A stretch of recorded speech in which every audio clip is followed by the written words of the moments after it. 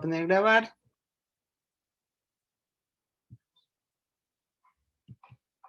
Compartir pantalla.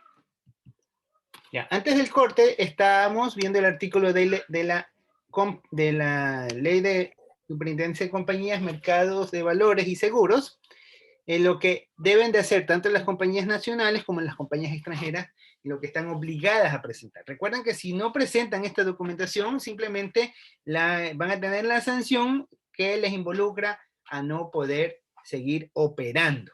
Es el equivalente como cuando alguien tiene un carro, no matricula el carro, o sea, tiene el carro, pero donde los cogen las autoridades de tránsito, detienen la unidad por cualquier circunstancia y detectan de que no está al día en el pago de las matrículas, lo más probable es que le pueda pasar es que le retengan la unidad, que la retiren hasta que no ponga el día, no se ponga el día con el pago de las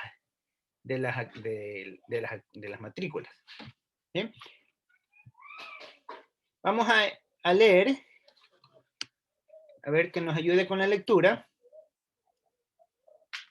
Gabriela Jara, ayúdanos con la lectura, por favor.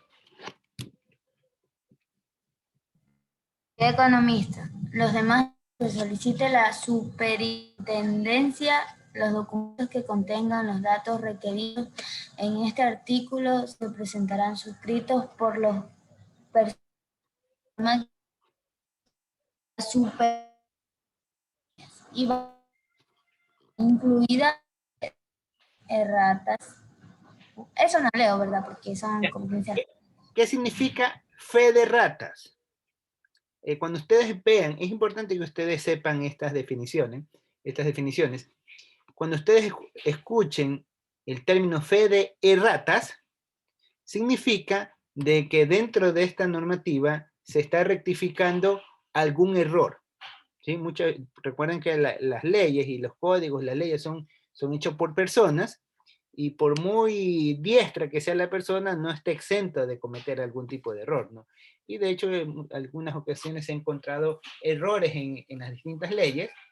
Entonces, cuando se presentan estas circunstancias, se acoge algo que se llama ley de ratas.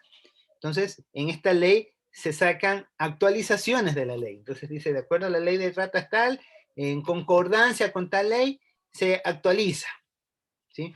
Entonces, esto es entonces lo que les menciona, que cuando nosotros estamos verificando el cumplimiento de las leyes que tienen que ser en los sectores fiduciarios o las compañías, estas también deben tener en cuenta a lo que mencioné la fe de ratas. ¿Ya? Entonces ya saben lo que significa fe de erratas. No es fe de ratas, es fe de erratas. ¿Sí? Vamos a continuar la siguiente. Vamos a ver qué nos dice este mismo artículo 3.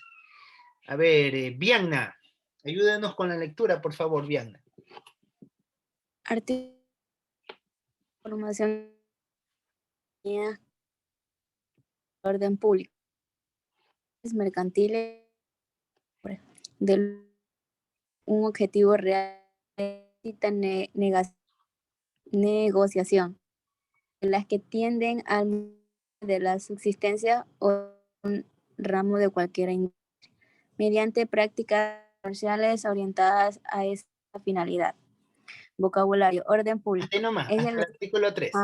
Ya, Yeah. hasta el artículo 3, sí, listo, gracias, Diana. Entonces, miren, lo que menciona, se prohíbe la formación y funcionamiento de compañías contrarias al orden público y a las leyes mercantiles y las buenas costumbres, de las que no tengan objeto real y de la lícita negociación de las que tienden al monopolio de las subsistencias o de algún ramo de cualquier industria mediante prácticas comerciales orientadas a esta finalidad. Ya. ¿Por qué se saca este artículo que se prohíbe si ya tenemos un artículo que nos faculta? Porque es importante que ustedes conozcan esto. Cuando estamos hablando en términos de legalidad, las empresas públicas o todo lo que pertenece a la parte pública están obligadas a hacer lo que dice la ley.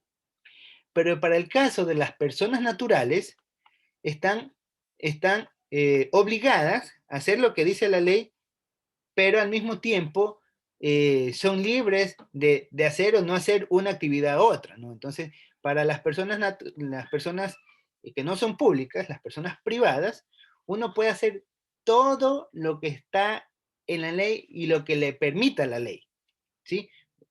Si no está en la ley, si no te lo prohíbe, tú sencillamente lo puedes hacer. Entonces, si en la ley te menciona que tú tienes que hacer ciertas actividades, tú puedes hacer esas actividades. Pero si en la ley no te especifica que tienes prohibido realizar actividades ilícitas, se daría como entendido de una manera tácita. ¿Qué significa tácito? De que no está escrito, de que tú puedes hacer actividades ilícitas. Por eso es que se agrega este artículo para cubrir ese vacío jurídico que existe, ¿no? De que te menciona qué es lo que puedes hacer, pero no te dice qué es lo que no puedes hacer. Y recuerden que si la ley no está citado, no es una contravención. Les doy un ejemplo de algo que pasó hace algunos años. Creo que ya se los había citado este ejemplo en alguna ocasión, pero igual se los voy a volver a comentar. Hace algunos años atrás, comenzó a ver el boom de que las personas se entren a los cementerios y se roben a los cadáveres, ¿no? Los huesos. Ustedes saben que las personas que estudian medicina necesitan los huesos, mejor que sea un hueso de una persona real, o sea, un muerto, para poder estudiar la fisionomía, característica y todas esas cuestiones que están involucradas en el estudio de los huesos, ¿no? Entonces, y comprar un cadáver, un esqueleto real, eh, es caro, pues por lo complicado que de manera legal consiste en tenerlo. Entonces, ¿qué sucede? Que hubo un personaje que se dedicó y se especializó en profanar tumbas. Entonces el tipo o la persona a la que se dedicaba esta actividad se metía al Cementerio General de Guayaquil en las horas de madrugada y lo que hacía era violentaba los ataúdes, profanaba las tumbas y se tomaba los cadáveres y los iba a vender. Entonces, hasta que por fin lo cogieron al tipo infraganti. ¿Qué significa infraganti? Es como normalmente se dice, con las manos en la masa. Se lo cogió infraganti y se lo llevó a sancionarlo. Pero que resulta que al tipo no lo podían acusar de que, a pesar de que todos sabían de que estaba haciendo algo ilegal, pero no tenían un argumento contra qué acusarlo, porque de robo no podías acusar, porque no estaba robando, porque si bien es cierto, se estaba llevando un cadáver, pero le estaba robando un muerto prácticamente. Entonces, al momento que una persona muere, ya deja de llamarse robo bajo términos legales, eso se llama profanar una tumba. Y dentro de la legislación ecuatoriana de aquella época, no existía sanción para los que eran profanadores de tumbas. No existía sanción.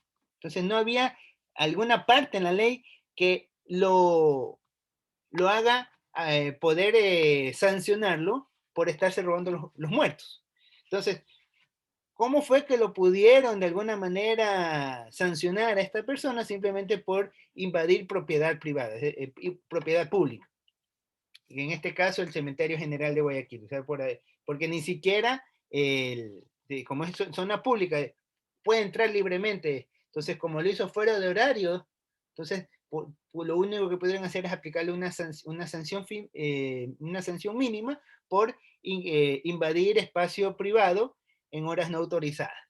Entonces, esa fue la única sanción. No hubo manera de sancionarlo, porque la ley no lo prohibía.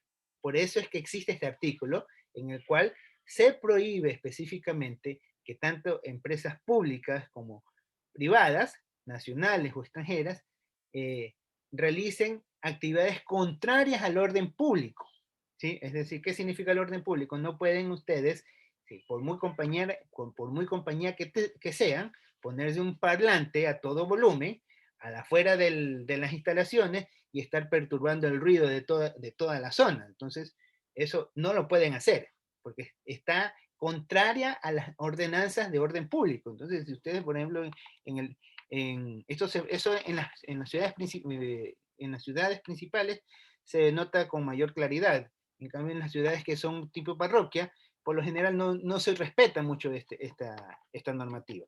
Pero ustedes dentro de la ciudad, dentro de un barrio, si alguna empresa está haciendo algún tipo de ruido, tranquilamente cualquier persona puede comunicar con la autoridad de control y tranquilamente a la compañía la pueden sancionar, la pueden multar, inclusive hasta la pueden clausurar por estar alterando el orden público. ¿Y cuál es el artículo? El artículo 3 de la ley de compañía, que prohíbe el alteramiento del orden público a todas las empresas. Asimismo, las leyes mercantiles, ninguna compañía se puede ir en contra de lo que dice una ley, y lo que son las buenas costumbres. Por ejemplo, el tema de botar la basura, por muy compañías que tú seas, tú no puedes coger y botar tus desperdicios en las quebradas, en los ríos, en las aceras.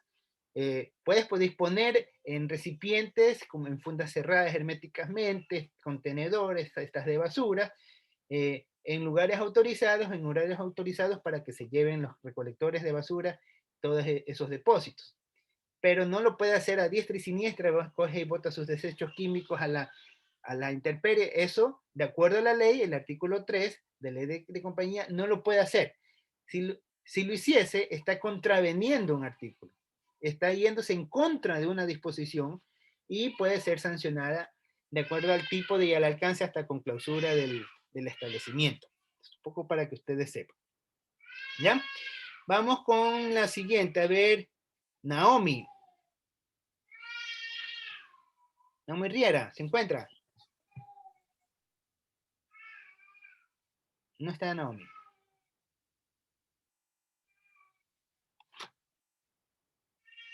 Pamela Villalta.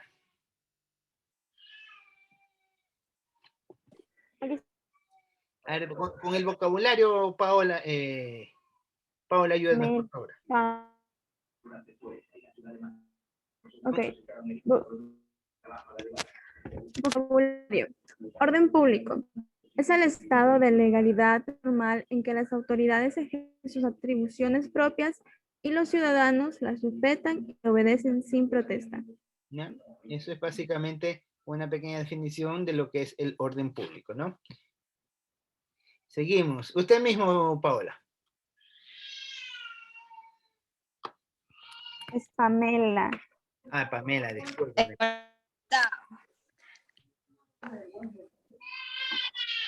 Usted mismo, Pamela. Economía. Dígame. Soy Riera, mi internet está que se entra y se sale. Usted me dijo que leyera el artículo 3 y había salido. Yo pensé que estaba leyendo y ha sido que se me había salido el internet. Ya, a ver. Ya, usted lee la siguiente lámina. Dejemos que termine de leer Pamela. ¿Listo, Pamela? Ok. Mercantiles.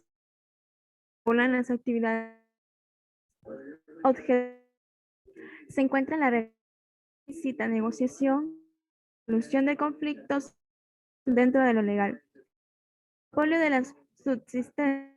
Situación privilegiada de un productor donde posee un poder en el mercado, siendo el único con un producto que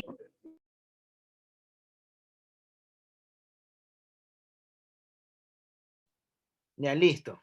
Bueno, entonces tenemos las leyes mercantiles, son las que regulan las actividades de los comerciantes, eso ya ustedes ya lo conocen, es lo que nos indican cómo los comerciantes pueden realizar sus actividades de comercio. Cuando hablemos del objeto real, es la parte de la negociación. O sea, cómo se puede resolver un conflicto, o sea, cómo se pueden llevar las situaciones en un momento determinado. Monopolio de la subsistencia, es decir, de que estamos hablando de cuando una empresa o una de las partes, sea el comprador o el vendedor, es el único que provee ese recurso, o es el único que compra. Entonces, cuando uno es el único que provee, obviamente se vuelve, tiene un poder sobre los demás y puede llegar a generar distorsiones en los precios que salen dentro de los rangos de legitimidad. Dentro de la ley del mercado de valores está, por ejemplo, el término de usura, donde el único que puede establecer cuál es la tasa máxima que pueden ganar por el tema de manejo del dinero, lo establece la Superintendencia de Compañías, Valores y Seguros, por medio del Banco Central. Ellos dicen cuál es la tasa máxima referencial que se puede cobrar y que se puede pagar. Entonces, si alguien presta por encima de esa tasa, está contraveniendo una ley. Entonces, y obviamente eso ya cae en un estado que sale de derecho y se vuelve un delito, ¿sí? Entonces, y obviamente, al momento que se vuelve delito, es susceptible a ser sancionado, ¿no? Y existen algunos tipos de instancias de sanciones que pueden incurrir. Por eso ustedes pueden observar que ninguna casa comercial, ninguna empresa, ningún negocio que esté legalmente formado y constituido va a cobrarle una tasa superior a la que paguen los bancos. Ninguna. Cuando ustedes van a comprar una casa, un carro, ¿qué es lo que normalmente dicen? Bueno, haga el crédito con el banco y me da a mí la plata. Pero no se arriesgan a estar cobrando valores por encima de lo que permiten en las instituciones financieras. Inclusive aquellas casas comerciales que dan crédito directo, el crédito directo jamás se va a ir en contra de la tasa máxima referencial que establezca el Banco Central. Pueden ellos irse al tope, a la cantidad máxima, y de hecho lo hacen así, siempre se van a la cantidad máxima, es raro que se ubiquen por debajo de la cantidad máxima, pero siempre se van a la cantidad máxima, pero nunca la exceden, porque eso está normalizado, y y las compañías saben que si cobran una tasa por encima de lo normal, corren el riesgo de ser clausuradas, ¿sí? Entonces eso es muy importante que ustedes tengan conocimiento. Entonces, todos estos controles, ustedes lo pueden visualizar en la página de la Superintendencia de Compañías. Entonces, aquí ustedes, lo que ingresan en la página, van a encontrar donde está el portal de documentos. Ustedes aquí importan información, los trámites que quisieran hacer como persona natural, como persona jurídica relacionada a las compañías. Aquí ustedes pueden encontrar también información acerca de los tipos de compañía, bases de datos de la compañía. Ahí pueden encontrar un sinnúmero de información que les va a servir cuando vayan ustedes ya a presentar o estar pensando hacer su tesis de grado. O sea, ya para ser economistas, ¿no? ¿Seguimos? Vamos a ver ahora lo que dice el artículo 1 de la ley de compañías. Señorita Villa, Yolanda, ayúdanos con la lectura, por favor. Contrato de compañía es aquel por el cual dos personas unen sus capitales o industrias para emprender en operaciones mercantiles y participar de sus utilidades. Este contrato se rige por las disposiciones de este partes del Código. ¿Ya? Listo, gracias Yolanda. Entonces, esta ley establece la relación contractual que tiene una persona, ya sea entre personas naturales, o, persona natural con compañía o entre compañías, que establece del momento de cuando se realice un trabajo, cómo van a ser asignadas las atribuciones de cada parte, ¿no? Obviamente, sabemos que las personas que trabajan bajo relación de dependencia tienen derecho, de acuerdo a la ley, a parte de las utilidades. O sea, si bien es cierto, han ganado su sueldo mensualmente, la ley también les faculta a recibir de las utilidades generadas por la compañía en todo el año a participar de un porcentaje, que la ley lo establece en el 15%, donde el 10% corresponde para la persona y el otro 5% para las cargas familiares. Entonces, esto es lo que establece el derecho societario y obviamente todas las compañías, de hecho, lo hacen, ¿no? Unas en mayor o menor medida, de acuerdo a la declaración de impuestos, pero todos lo hacen al fin y al cabo. Seguimos, ahora vamos con la ley, el artículo 114. Kerly, ¿nos ayuda con la lectura, por favor? Derecho social de compañía. La compañía es artículo 114, que el contrato social establecerá los derechos de los socios en los actos de la compañía, especialmente en cuanto a la administración, como también a la forma de ejercerlo. Que se oponga la revisión en la ley de compañía sobre las obligaciones. ¿Ya? Listo, gracias. Miren, en esta ley de compañías, cuando se hacen los contratos, ¿qué es lo que estipula? que ustedes dentro de los contratos pueden contratar cualquier cosa, pueden llegarse a poner de acuerdo con cualquier cosa, siempre y cuando lo que ustedes establezcan en cada una de las cláusulas no vaya en contra de lo que diga otra ley. Por ejemplo, si ustedes van a contratar los servicios de una empresa, entonces ustedes dicen, bueno, la empresa va a trabajar, va a realizar los tipos de actividades y se va a pagar en efectivo, ¿ya? Entonces, pero si ustedes dicen, no, yo voy a contratar los servicios de una empresa y la empresa va a poner el personal y ustedes le van a pagar el personal, ahí deben de tener mucho cuidado.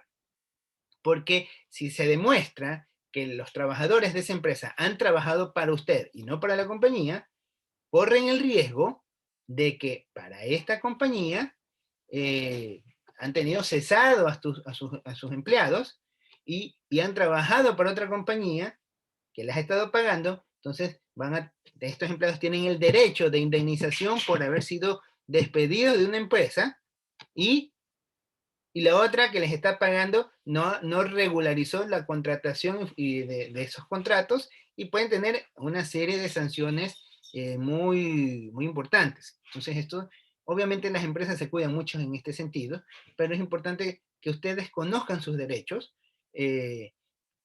para que no sean violentados en alguna situación, ¿no?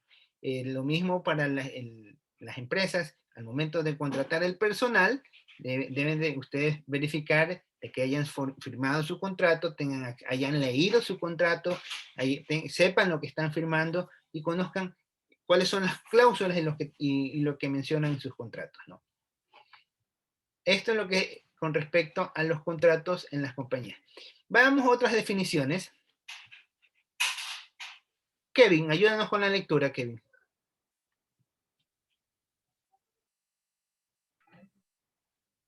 Kevin. Los socios.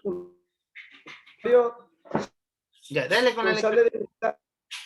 Estoy leyendo. Ya. Vamos de nuevo. Usuario, conjunto de accionistas o fundadores. El usuario, el responsable del sistema de la información, así necesaria para que se genere y concluya el proceso, para lo cual se debe incorporar los documentos habilitantes, cédulas, certificados de votación y comprobantes de pago de un servicio básico del lugar donde será el domicilio principal de la compañía. Es decir, gracias. Entonces, es decir, de que tienen que estar identificada la compañía jurídica, ¿dónde va a estar habilitada, no? ¿Sí? Nos piden cédulas, ¿sería de quién? Del representante legal, certificado de votación, y ahora creo que quieren pedir certificado de vacunación, por el tema del COVID. Vamos a ver qué pasa con ese COVID, pero vamos a ver, yo creo que lo más probable es que ya para el próximo semestre nosotros empezamos a tener clases ya face to face. ¿Cómo van las cosas? Seguimos, los otros intervinientes, notarios. Usted mismo, Kevin, dele con la lectura, por favor. Deberá recoger las firmas de los habilitantes, incorporar los habilitantes y las cláusulas de estilo exigidas por ley y las de también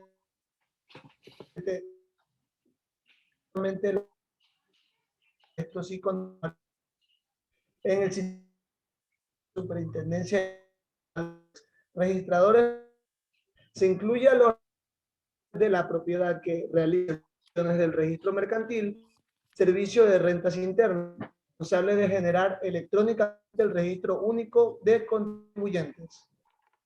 Ya, listo. Entonces, miren, aquí tenemos quienes participan, los notarios. Los notarios prácticamente son personas públicas que intervienen en actividades privadas y lo que hacen es dar constancia, dar fe de que la transacción se está haciendo enmarcada en la ley. Eso es lo que hacen los notarios, dar constancia de que una actividad cumple disposiciones. Entonces, muchas veces cuando se hacen transacciones, por ejemplo, constituir una hipoteca, ¿qué normalmente se hace? La hipoteca, los documentos, se los inscriben en un notario. ¿Para qué? Para que quede constancia ante un ente público de que la transacción es legal, es legítima. Y en el caso de que hubiera algún tipo de controversia, simplemente uno va a los documentos Y dice, en la parte documental se establecen las condiciones A, B, C y D que el comprador y el vendedor deben de cumplir. Entonces, si una de las dos partes no quieren cumplir, y al momento de haberse generado el documento y estado validado por el notario, eso ya prácticamente se convierte en un instrumento que se debe de cumplir a los términos que establece el contrato. Obviamente viene la parte de los registradores mercantiles. ¿Quiénes son? Estos son los que registran en un documento. Anteriormente se lo hacía en un libro, ahora se lo hace ya vía internet, donde se registran las actividades, es decir, se lleva el detalle de todas las actividades de transferencia de dominios que se hacen dentro de las transacciones comerciales. Por ejemplo, ustedes saben que una empresa puede tener un edificio, pueden tener algún terreno, entonces pueden venderlo, pueden comprarlo, lo mismo las personas naturales, y todo esto se lleva el registro mercantil de las actividades que han venido haciendo estas compañías. Tenemos al servicio de rentas internas, que ya saben que la funcionalidad de este sector es simplemente recaudar ingresos para el Estado. Seguimos. Y una vez hecho eso, van a tener la tarea para esta semana, que es la tarea de derecho societario. Ustedes lo que van a hacer es describir lo que es el derecho societario, van a hacerlo con sus términos, van a ponerme algunas definiciones de lo que ustedes entienden, lo que es derecho societario, ¿sí? No quiero copy y pega del internet, sino escríbanlo con sus propios términos.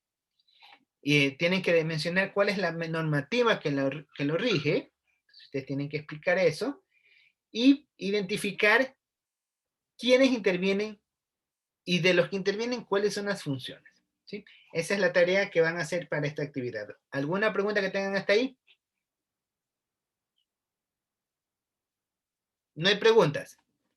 Bueno, entonces nos vamos a quedar aquí y nos vemos para la siguiente sesión. ¿Ya? Entonces voy a cerrar la sesión y comenzamos la siguiente clase.